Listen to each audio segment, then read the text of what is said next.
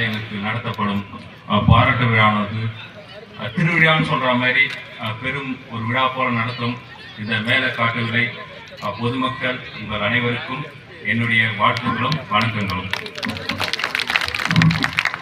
கல்வி ஒரு மனிதனை எந்த அளவுக்கு உயர்த்தும் என்று சொன்னால் அது விண்வெளியின் உச்சமரம் உயர்த்தும்.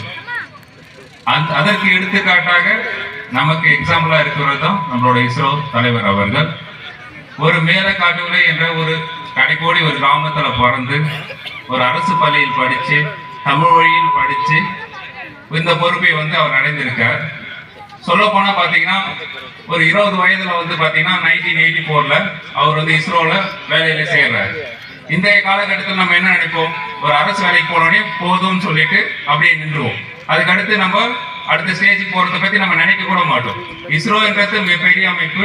அதுல 20 வயதிலே ஒரு வேலை வாய்ப்பு கிடைச்ச போதும் அது எனக்கு போதாது அப்படின்னு சொல்லி வள்ளுவர் சொல்வது போல உள்ளவரெல்லாம் உயர்வுள்ளர் மற்றது தள்ளினம் தள்ளாமை நீத்து அப்படின்றது போல உயர்வான எண்ணத்தோடு தன்னம்பிக்கையோடு விடாமுயற்சியோடு 41 வருடங்கள் இந்த இஸ்ரோவில் பணியாற்றி இன்றைக்கு இஸ்ரோவின் தலைவராக அவர் பொறுப்பேற்றுள்ளார். உங்களுக்கு ஒரு விஷயம் சொல்லிக்கொள்ள விரும்புகிறேன். இதுவரை இஸ்ரோவில் பாத்தீங்கன்னா 3 பேர் தமிழகத்தை சேர்ந்தவர்கள். அந்த 3 பேரும் நமது கன்னியாகுமரி மாவட்டத்தை சேர்ந்தவர்கள் என்பதில் நான் நிச்சயம் பெருமிதம் கொள்கிறேன். இந்தியா பாத்தீங்கன்னா இந்த விண்வெளி துறையில மிகப்பெரிய திட்டங்கள்லாம் இருக்கு. மங்கள்யான் திட்டமாகட்டும், சந்திராயன் 3 திட்டம் பாத்தீங்கன்னா உலகத்திலேயே முதல் முறையா நிலாவோட இந்த தென் துருவத்துல தடம் பதிச்சது நம்மளோட விண்வெளி துறை தான். அதுக்கு முக்கிய பங்காற்றியது யாருன்னு பாத்தீங்கன்னா நம்மளோட இஸ்ரோ தலைவர் தான். அதுக்கும் நம்மளோட பாராட்டுக்கள். இந்தியாவோட கனவு திட்டங்கள் நிறைய இருக்கு. அதுல ரொம்ப முக்கியமான திட்டம் என்னன்னு பாத்தீங்கன்னா மனிதனை விண்வெளிக்கு அனுப்பும் ககன்யான் திட்டம். நிச்சயமாக உங்களது தலைமைக்கு இந்த திட்டம் நிறைவேறும்.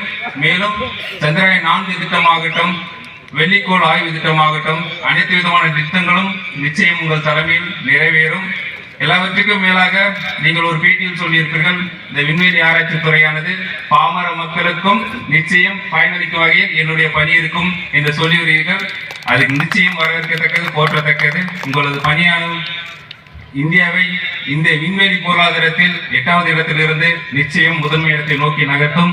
நீங்கள் சொன்னது போல இந்த விண்வெளி துறையானது பாமர மக்களுக்கும் பயன்படும் துறையாக இருக்கும்.